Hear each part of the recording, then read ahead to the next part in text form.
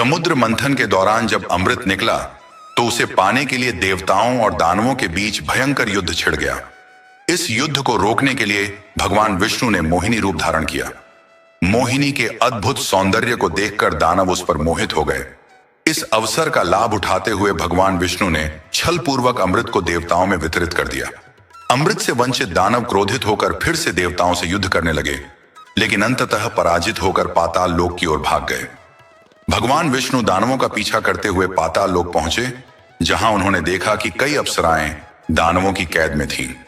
ये अप्सराएं भगवान शिव की भक्त थीं। भगवान विष्णु ने उन्हें मुक्त कराया। विष्णु के दिव्य स्वरूप को देखकर अप्सराएं मोहित हो गईं और उन्होंने भगवान शिव से विष्णु को पति रूप में पाने का वरदान मांगा। शिव जी ने अपनी माया से इस वरदान को पूरा किया। विवाह के बाद भगवान विष्णु कुछ समय तक पाताल लोक में ही रहे, जहां उन अप्सराओं से उनके पुत्रों का जन्म हुआ, लेकिन वे पुत्र दानवीय गुणों से भर गए और तीनों लोकों में आतंक मचाने लगे। देवता और मनुष्य परेशान होकर भगवान शिव की शरण में पहुंचे। भोलेनाथ ने वृषभ, बैल अवतार धारण किया और पाताल लोक पहुंचे।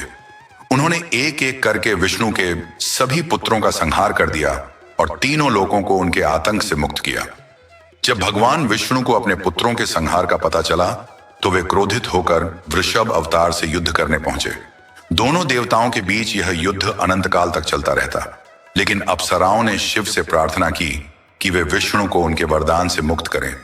जैसे ही भगवान विष्णु अपने वास्तविक स्वरूप में लौटे, उन्हें संपूर्ण घटना का ज्ञान हुआ।